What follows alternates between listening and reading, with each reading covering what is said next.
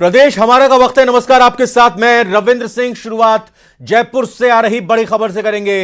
राज्य मंत्री स्वतंत्र प्रभार सुरेंद्र पाल टीटी ने त्याग पत्र दे दिया है, इस्तीफा दे दिया है। आपको बता दें, राज्यपाल कलराज मिश्र ने उनके इस्तीफे को स्वीकार भी कर लिया है। सुरेंद्र पाल सिंह टीटी ने मंत्री पद से इस्तीफा दिया, जो कि राज्यपाल कलराज मिश्र ने स्वीकार भी कर लिया है। आपको बता दें कि आज ही करणपुर चुनाव के नतीजे आए हैं, जिसमें सुरेंद्र पाल सिंह टीटी अपने निकटतम कांग्रेस प्रतिद्वंदी से चुनाव हार गए हैं और उसके बाद अब उन्होंने अपना इस्तीफा दे दिया है और उनके इस्तीफे को राज्यपाल कलराज मिश्र ने स्वीकार कर लिया है। तो आपको बता दें कि 5 तारीख को चुनाव हुआ था और फिर उसके बाद 5 तारीख के बाद आज नतीजे आए हैं, जिसमें हारने के बाद अब उन्होंने इस्तीफा दिया है। इस बीच मुख्यमंत्री भजनलाल शर्मा ने ट्वीट किया है। उन्होंने कहा है कि करणपुर विधानसभा क्षेत्र से भाजपा प्रत्याशी श्री सुरेंद्र पाल सिंह टीटी जी ने जनादेश को सहर्ष स्वीकार करते हुए मंत्री पद से त्यागपत्र दिया। आप पुनः करणपुर विधानसभा क्षेत्र के विकास कार्यों में समर्पित रहेंगे। तो ट्वीट भी मुख्यमंत्री का आ गया है सुरेंद्र पाल टीटी के इस्तीफे के बाद, जो कि उन्होंने दिया और फिर उस इस्तीफे को स्वीकार भी राज्यपाल कलराज मिश्र ने कर दिया है। इस बीच मुख्यमंत्री भजनलाल शर्मा ने ट्वीट करते हुए लिखा, करणपुर विधानसभा क्षेत्र से भाजपा प्रत्याशी श्री सुरेंद्र पाल सिंह टीटी जी ने जनादेश को सहर्ष स्वीकार करते हुए मंत्री पद से त्यागपत्र दिया। आप पुनः करणपुर विधानसभा क्षेत्र के विकास के कार्यों में समर्पित रहेंगे। भजनलाल सरकार में विभागों के बंटवारे के बाद मंत्री अब अपना कामकाज संभाल रहे हैं और इसी कड़ी में यूडीएच मंत्री झाबर सिंह खर्रा, ऊर्जा मंत्री हीरालाल नागर, पशुपालन मंत्री जोराराम कुमावत और जल संसाधन मंत्री सुरेश सिंह रावत ने विधि विधान से पूजा अर्चना के बाद अपना कामकाज संभाला।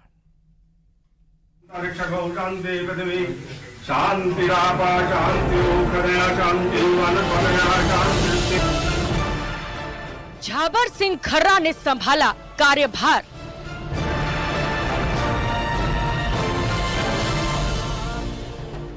हीरालाल नागर ने भी संभाला कार्यभार।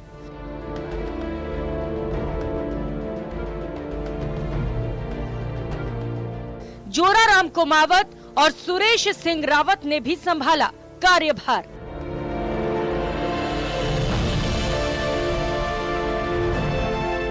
भजनलाल सरकार में मंत्री झाबर सिंह खर्रा और हीरालाल नागर के अलावा जोराराम कुमावत और सुरेश सिंह रावत ने कार्यभार संभाल लिया है। कार्यभार संभालने से पहले सभी मंत्रियों ने विधि विधान से पूजा अर्चना की।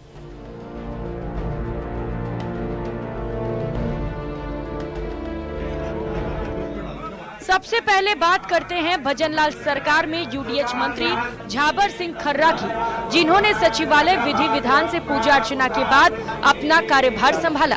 इस दौरान उन्होंने जनता की भावना के मुताबिक काम करने की भी बात कही। विभाग मिलने के बाद आज कार्यालय आकर कार्यभार ग्रहण किया है। मेरी पहली प्राथमिकता, मेरे पास 2 विभाग हैं, कल अधिकारियों के साथ बैठक करूंगा। मंत्री झाबर सिंह खर्रा के अलावा मंत्री हीरालाल नागर ने भी कार्यभार संभाला। मंत्रालय भवन में विधिवत पूजा अर्चना के साथ मंत्री नागर ने पदभार ग्रहण किया। इस दौरान कई विधायक उनके पदभार ग्रहण के दौरान मौजूद रहे। देखिए, हमारा ऊर्जा के बिना अपना जीवन आज के परिप्रेक्ष्य में जीना संभव नहीं है और ये एक हमारी सबसे जरूरी आवश्यकता बन गया है। तो इसके लिए निश्चित रूप से ऊर्जा का स्रोत ठीक हो, हमें निरंतर अच्छी बिजली मिले, क्वालिटी की मिले और आम जन को सस्ती, उपभोक्ता को सस्ती बिजली हम उपलब्ध कराएं, इसके लिए निरंतर प्रयास करेंगे। वहीं पशुपालन मंत्री जोराराम कुमावत ने भी मंत्रालय भवन में विधिवत पूजा अर्चना के साथ मंत्री पद संभाला। इस दौरान उन्हें बधाई देने वालों का तांता लगा रहा। वहीं न्यूज 18 से खास बातचीत में मंत्री जोराराम ने कहा कि सभी विभागों का आंकलन कर कमियों को जल्द से जल्द दूर करेंगे। माननीय मुख्यमंत्री जी ने, प्रदेश नेतृत्व ने, राष्ट्रीय नेतृत्व ने मुझे दिए हैं निश्चित रूप से उन विभागों की भी आज पदभार ग्रहण करने के बाद में समीक्षा करेंगे और उस संबंध में हम योजना बनाएंगे। 100 दिन की योजना बनाएंगे, फिर भविष्य की साल भर की योजना बनाएंगे। प्रदेश नए जल संसाधन मंत्री सुरेश सिंह रावत ने भी परिवार समेत सचिवालय के मंत्रालय भवन पहुंचकर विशेष पूजन के बाद कार्यभार संभाला। इस दौरान उन्होंने सरकार का शुक्रिया भी अदा किया। विभाग बंटवारे के बाद अब मंत्री कार्यभार संभाल रहे हैं। अब वक्त आ गया है कि सरकार जनता से किए वादों को पूरा करने में तेजी लाए। Bureau report, news 18, Rajasthan.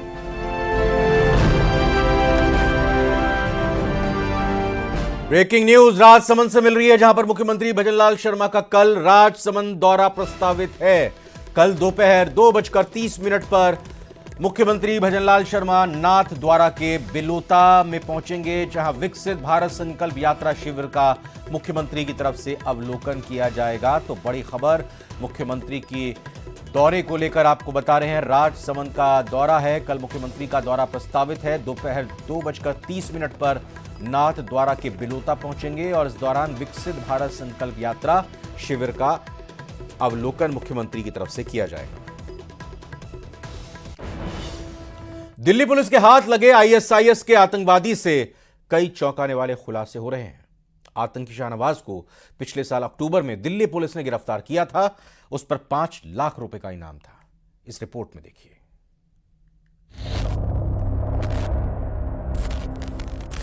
ISIS आतंकी का राजस्थान कनेक्शन, दिल्ली में सीखी बम बनाने की तकनीक, राजस्थान में किया आईईडी ब्लास्ट का परीक्षण, देश को सीरियल ब्लास्ट से दहलाने का था प्लान।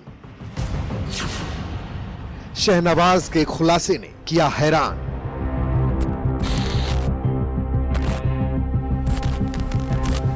दिल्ली पुलिस की स्पेशल सेल के द्वारा पिछले साल अक्टूबर महीने में आतंकी संगठन आईएसआई से जुड़े हुए एक आतंकी शहनवाज आलम को गिरफ्तार किया गया था और उसकी गिरफ्तारी के बाद जिस तरह से उससे विस्तार से पूछताछ की गई, उसी के बाद उसका आईआर जो है अब वो सामने आया है और उसका आईआर यानी कि जिसे आम बोलचाल की भाषा में इंट्रोगेशन रिपोर्ट कहते हैं। पुलिस की पूछताछ में आतंकी शहनवाज ने बताया है कि आईएसआईएस गुजरात में बड़े आतंकी हमले की साजिश रच रहा था। अपने हैंडलर अबू सुलेमान के कहने पर 2 आतंकियों ने अहमदाबाद, वडोदरा और सूरत की घेराबंदी करने का फैसला किया। पूछताछ में उसने बताया कि गोधरा दंगों का बदला लेने के लिए आतंकी हमला किया जाना था। तमाम तथ्यों को अगर ध्यान में दे तो उसके रडार पर गुजरात के कई शहर थे, इसके साथ ही राजस्थान और उत्तर प्रदेश और इसके साथ साथ झारखंड के कई ऐसे इलाके हैं जो जहां पर वो विशेष तौर पर रेकी कर चुका है। राजस्थान के शहनवाज का बड़ा गहरा कनेक्शन था। मिली जानकारी के मुताबिक दिल्ली में बम बनाने की तकनीक सीखने के बाद शहनवाज ने बम और आईईडी ब्लास्ट का राजस्थान में सफल परीक्षण किया था। एसआईएस पुणे मॉड्यूल का संदिग्ध आतंकी 31 साल का शहनवाज आलम हजारीबाग का रहने वाला है। उसका कोड नाम अब्दुल्लाह, इब्राहिम और प्रिंस है। उसने एनआईटी नागपुर से बीटेक की पढ़ाई की है। शहनवाज के मुताबिक उसकी पत्नी एक हिंदू थी जिसे उसने इस्लाम धर्म कबूल करा के मुसलमान बनाया। दोनों की मुलाकात एएमयू में हुई और उसकी पत्नी भी आतंकी गतिविधियों में शामिल हो गई। गिरफ्तारी के बाद जब उससे विस्तार से पूछताछ की गई तो उसने इस बात को कबूला कि वो बम बनाने में एक्सपर्ट है और वो राजधानी दिल्ली में रहने के दौरान में उस बम बनाने की तकनीक को सीखा। उसके साथ ही अगर दिल्ली की बात करें तो दिल्ली के शाहीन बाग और बाटला हाउस इलाके में वो अक्सर रहता था और जिस तरह से बम बनाने की जो तमाम तकनीक है उसका जो परीक्षण है वो राजस्थान में जाके किया और इस मामले में कई लोग उसके साथ में जुड़े हुए थे। बेशक शहनवाज आलम दबोच लिया गया हो, लेकिन आईएसआईएस मॉड्यूल के कई आतंकी अभी भी फरार चल रहे हैं।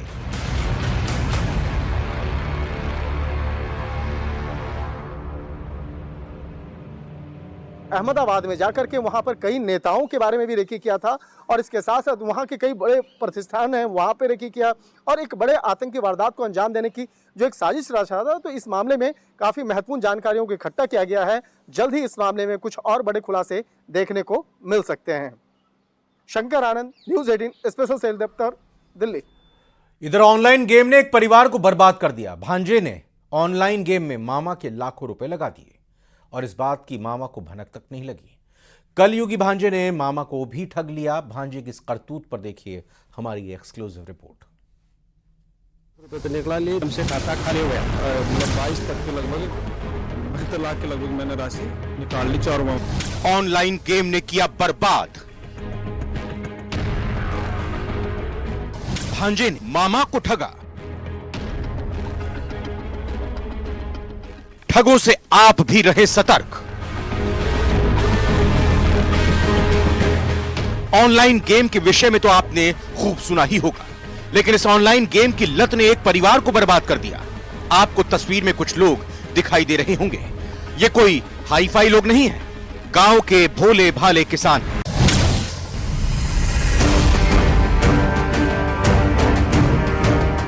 जिनके साथ इनके ही भांजे ने धोखा कर दिया।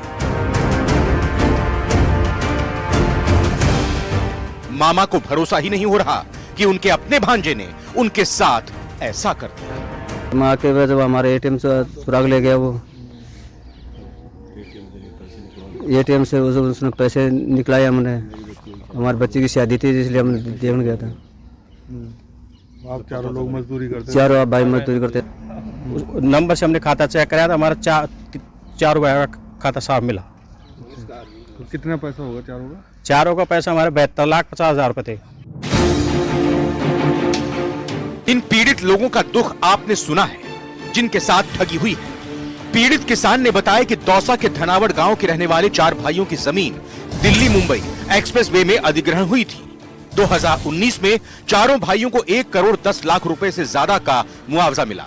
करीब 73 लाख रुपए की राशि उनके खाते में जमा थी, जिनमें से 72 लाख रुपए मामा और 2.5 लाख रुपए मामा की लड़की के खाते से धोखाधड़ी करके निकाल लिए। भांजे ने मामा के एटीएम चुराकर और अपने मोबाइल में फोन पे चलाकर ये ठगी की। 3 साल में उसने 4 खातों से 75 लाख रुपए निकाल लिए। मामाओं के 72 लाख रुपए समेत कुल 1 करोड़ 91 लाख रुपए वो ऑनलाइन विंडो गेम में हार गया।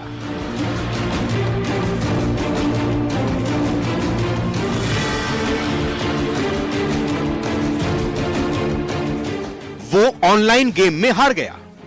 अगर बेटी की शादी नहीं होती तो भांजे की करतूत का मामा को शायद कभी पता नहीं चलता। एक मामा जब अपनी 2 बेटियों की शादी के लिए पैसे निकलवाने बैंक गया तो पता चला कि उनके अकाउंट में पैसे ही नहीं है। वहीं इस पूरे मामले में पुलिस जांच करने की बात कह रही है।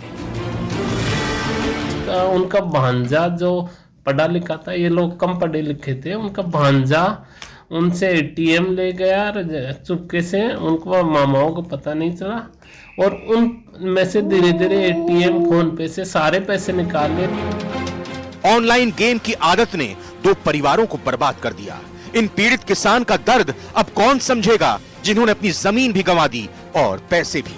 लेकिन इन सब के बीच भांजे का धोखा तो है ही, लेकिन ऑनलाइन गेम की लत आपके परिवार के लिए कितनी खतरनाक हो सकती है, इसको ध्यान में रखते हुए आप भी सावधान रहिएगा। आशीष शर्मा, न्यूज़ 18 दौसा।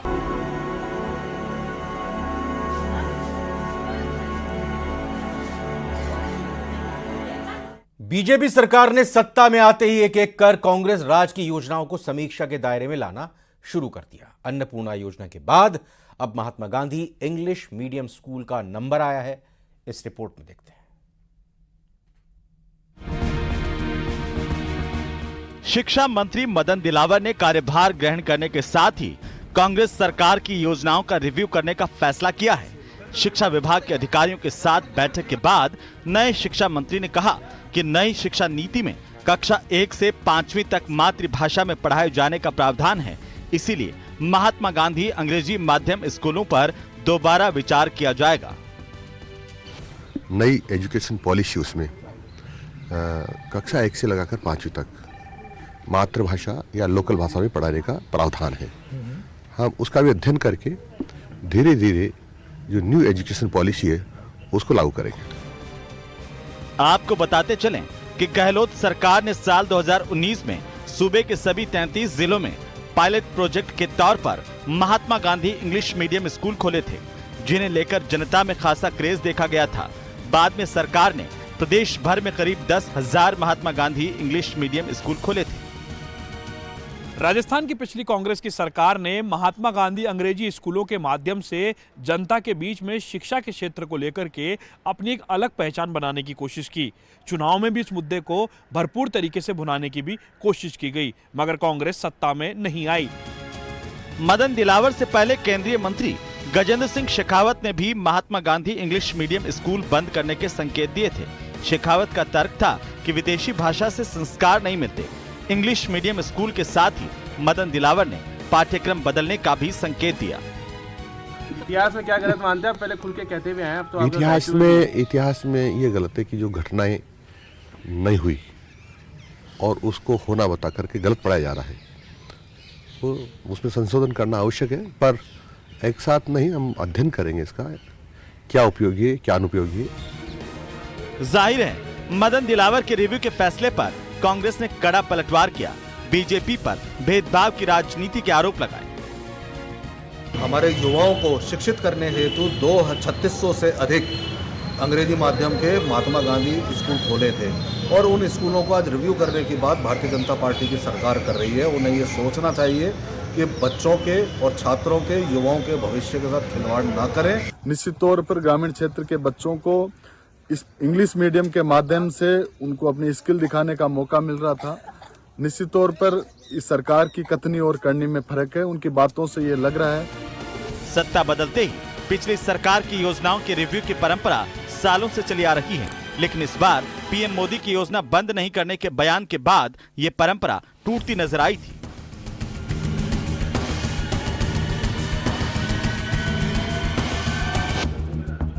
नए शिक्षा मंत्री मदन दिलावर महात्मा गांधी अंग्रेजी मीडियम स्कूलों का रिव्यू करने की बात कह रहे हैं। हालांकि प्रधानमंत्री नरेंद्र मोदी अपने चुनाव अभियान में कह चुके हैं कि किसी भी अच्छी योजना को बंद नहीं किया जाएगा। अब जनता इंतजार कर रही है भाजपा सरकार के उस फैसले पर कि क्या इस योजना को और मजबूत किया जाता है या योजनाओं का नाम बदल करके योजनाओं को नए रूप में जनता के सामने पेश किया जाता है। कैमरा पर्सन दिलीप चेची के साथ लवली वधवा, न्यूज़ 18। ऐतिहासिक किलों, धरोहरों और रेगिस्तान से रूबरू कराने वाला राजस्थान अब देश और दुनिया में धर्म स्थान के रूप में अपनी पहचान बना रहा है। यहां धार्मिक पर्यटन में जबरदस्त इजाफा देखने को मिल रहा है।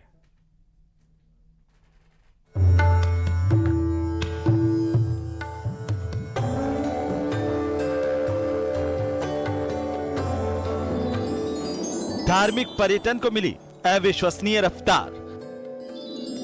श्रद्धालुओं का आंकड़ा पहुंचा 15 करोड़ के पार। बदल रही मरुधरा की पहचान। राजस्थान बन रहा धर्म स्थान।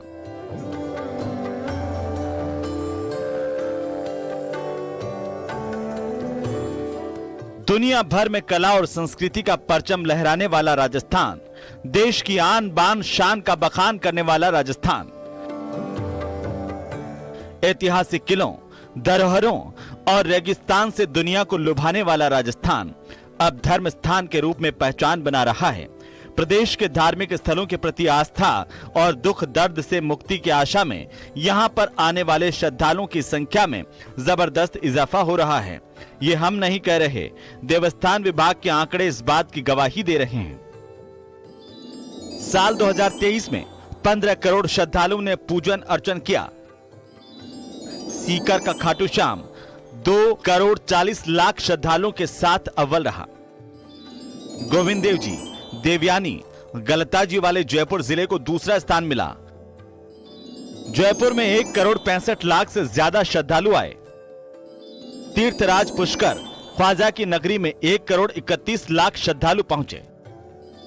सवाई माधोपुर के त्रिनेत्र गणेश मंदिर में 1 करोड़ 25 लाख श्रद्धालु पहुंचे।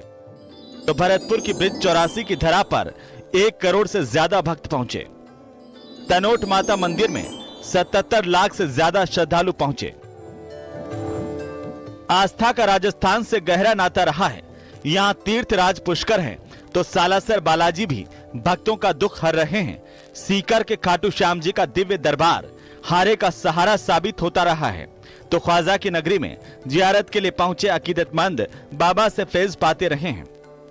रामदेवरा, मेहंदीपुर बालाजी, गोविंद देव जी, शीला माता और महावीर जी समेत सैकड़ों ऐसे धार्मिक स्थल हैं जो देश ही नहीं बल्कि दुनिया भर के श्रद्धालुओं की बिगड़ी बनाते रहे हैं।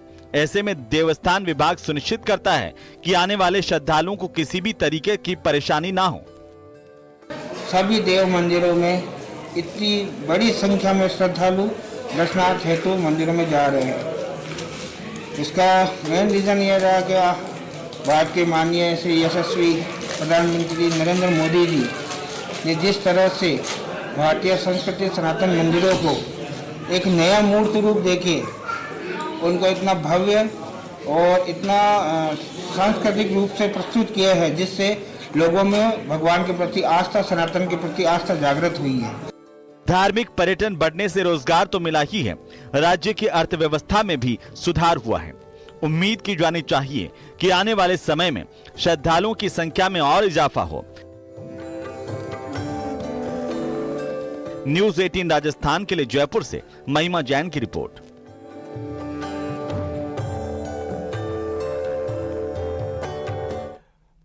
एक ब्रेकिंग न्यूज झुंझुनू से आ रही है, जहां पर पिलानी की खबर। सुपर स्टोर पर जो फायरिंग हुई थी उसके मामले की एक अपडेट है।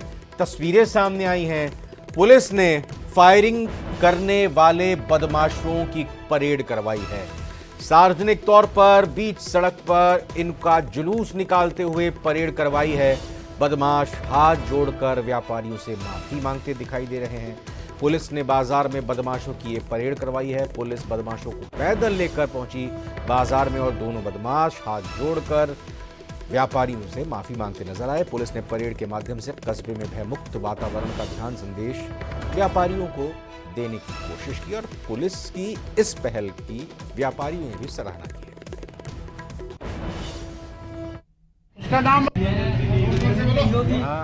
पुलिस जो है वो चुस्त और दुरुस्त है और वो पुलिस नहीं, हम सर आपको पिलानी पुलिस के ऊपर पूरा भरोसा रख सकते हैं और बिल्कुल अपराधियों पे सख्त कार्रवाई जारी रहेगी और यहाँ के आम लोगों को हम जितनी अच्छी सुरक्षा व्यवस्था दे सकते हैं वो हम देने के लिए तत्पर हैं और देते रहेंगे।